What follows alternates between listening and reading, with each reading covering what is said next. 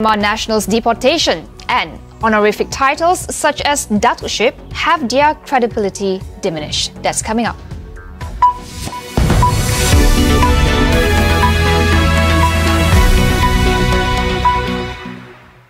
The High Court today allowed human rights groups to challenge a decision to deport over 1,000 Myanmar nationals last month. The court also extended a ban on the removal of the remaining members of the group until the completion of the full hearing. Now, the ruling by the High Court came despite an existing law that prevents anyone from challenging a decision made by immigration authorities. What is this law in question? Human rights lawyer Cynthia Ng breaks it down for us and explains the implications of the ruling. A judicial review is the power of the courts to question and check on decision of any public authority to see whether it's in compliance with the laws. And what has happened here is that when you question the decision of the Director General of Immigration under the Immigration Act, the decision of the Director General of Immigration is protected under what we call an ouster clause. An ouster clause simply means that it is a clause under the Immigration Act that prevents the court from checking on his decision unless there has been procedural non-compliance. And what do I mean by procedural non-compliance? Procedural non-compliance is when the law says, for example, you have to do certain things, A, B, and C, and you fail to do A, B, and C, that would be a procedural non-compliance. Newson further added, in this case, the court granted permission to review the decision due to procedural non-compliance. There has been a procedural non-compliance by the Director General of Immigration in that his decision is illegal under the law. And why do we say that it's illegal? It's illegal because it's inconsistent with international customary law. It's inconsistent with the Federal Constitution. It's inconsistent with the Charles Act. And it's inconsistent with the substantive legitimate expectation that all refugees and asylum seekers in Malaysia, they will not be sent back to their country of origin, because there is a fear that if they are sent back, there will be a real risk, there will be a grave harm on their life and liberty.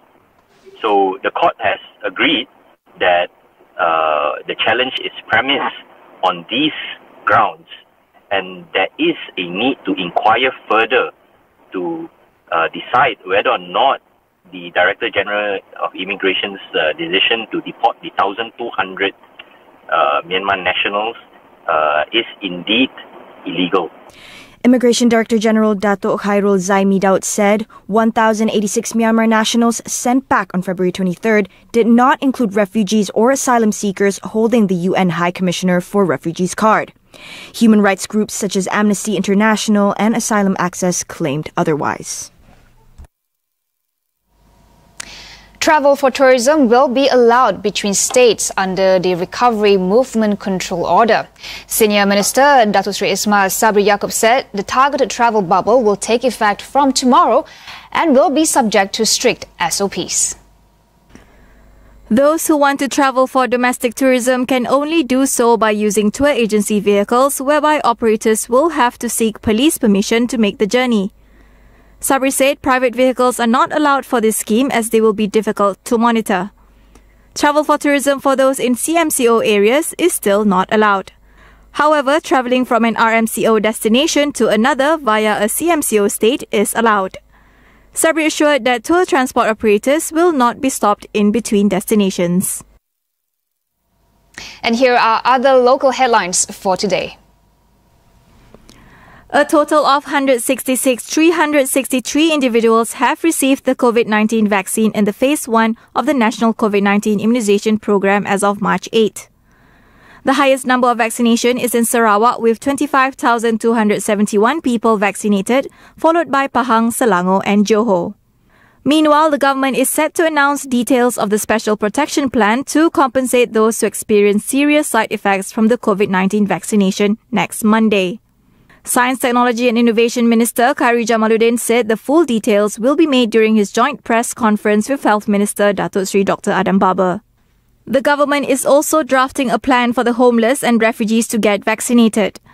Khairi said that he will have a meeting with agencies in the United Nations to discuss how best to handle refugees and also coordinate with Kuala Lumpur City Hall to discuss vaccinating the homeless. The government will consider a certificate of exemption to any individual who cannot receive a COVID-19 vaccine injection due to them having serious allergies or are immunocompromised. Khairi said the issuance of the certificate was to replace the digital vaccine certificate that would be given to all recipients once they have completed the second dose of the vaccine.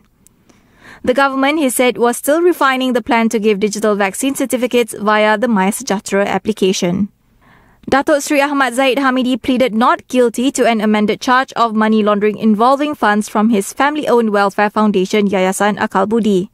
He claimed the amended charge, which now involved 35 cheques with a total value of over 7.5 million ringgit, was aimed at making his sentence heavier. Zahid's trial continues as he faces 47 charges, 12 for criminal breach of trust, 8 for corruption and 27 for money laundering. Efforts are underway to set up a national-level council to register genuine honorific title holders. The move aims to put a stop to the use of fake and unrecognized titles, including datukship for sale syndicates that are rampant in the country. The move will be led by the Council of Federal Datuks in Malaysia.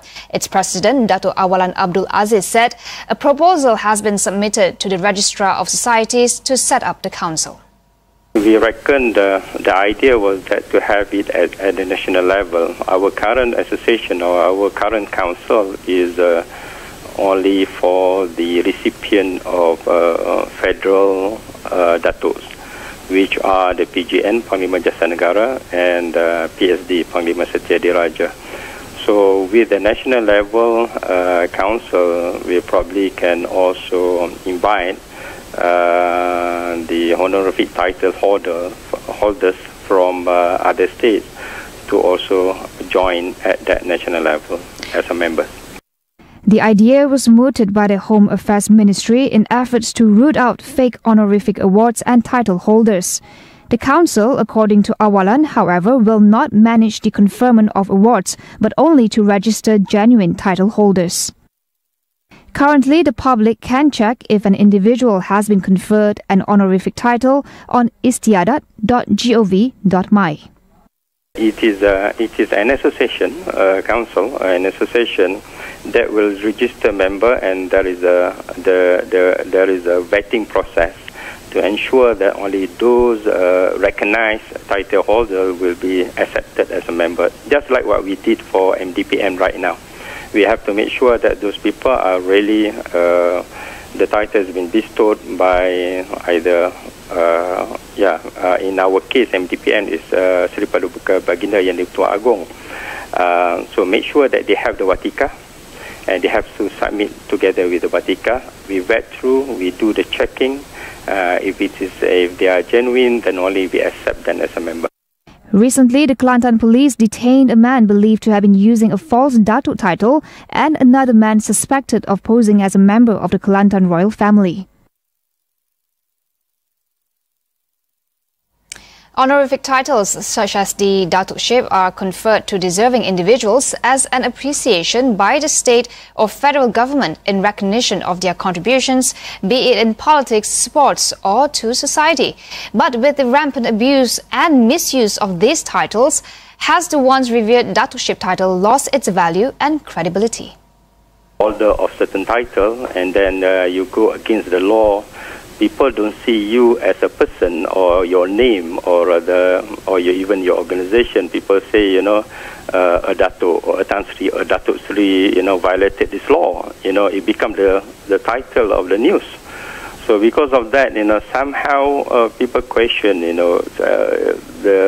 you are a Datuk or Tan Sri, you're supposed to have certain stature in the society, because of your contribution to the society and so on. However, every time there is such cases, the highlight is your title. because you are a Dato' or you are Tan Sri or you are a Dato' Sri. But then again, they are also human beings at the same time. But because of that perception, I guess, what you say is quite makes sense. However, now we have the act in place, the law in place. Now we realize that the police also come into force strongly, and we really hope that this can bring back the sanctity of the awards and the title. We'll take a short break. Stay with us.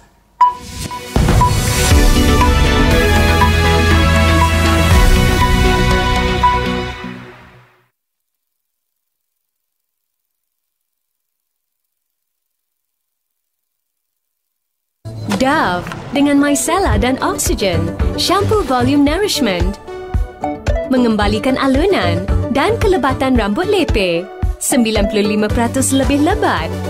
Dove volume nourishment.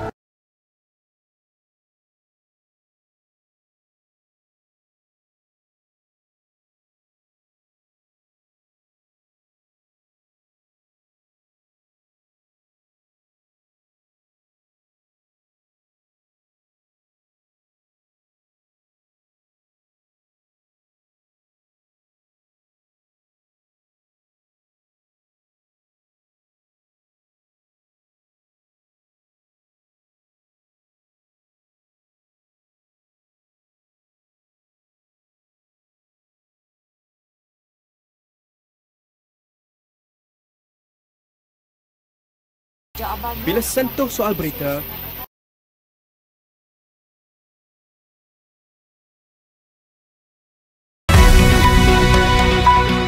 Welcome back onto international news. Myanmar's military has revoked licenses for 5 media companies as widespread protests continued in the country. But in clear defiance, 4 of the media outlets continued their coverage online today. The government has detained dozens of journalists since the coup in February. Daily protests are being staged across the country since the army takeover, and authorities are cracking down harshly, some using live rounds on protesters. More than 60 people have been killed and over 1,800 detained so far. And here are other international headlines today. Americans who are fully vaccinated are now allowed to gather indoors without masks or social distancing. The Centers for Disease Control and Prevention said the new rule is considered a first step towards restoring normalcy. Individuals are considered fully vaccinated after 2 weeks of getting the last shot of the COVID-19 vaccine. China launched a digital COVID-19 vaccination certificate to allow citizens to travel cross borders. The certificate, which includes vaccination information and COVID-19 test results, aims to achieve mutual verification with other countries in a step to open borders. Countries that have launched a similar vaccine passport include Bahrain, while the European Union and other countries are still in talks to also develop it. The World Health Organization, meanwhile, has advised against mandating vaccine passports for international travel because of numerous concerns, including ethical considerations. WHO Emergencies Chief Dr. Michael Ryan said COVID-19 vaccines are not easily available globally and is not available on an equitable basis. WHO also previously noted that it's still unknown how long immunity lasts from COVID-19 vaccines and that data are still being collected. In 2019, 85% of forests in Peninsular Malaysia were permanent reserve forests, a classification that can be revoked at any time by sole authority of state governments. Tonight on Consider This, Shirakutan and Melissa Idris speak to our panelists about state forestry dynamics. That is all we have for you on AWANI tonight. Get the latest news updates on COVID-19 and COVID-19 vaccines from astroawani.com and Astro AWANI app. I'm Cynthia Ng. We'll see you tomorrow.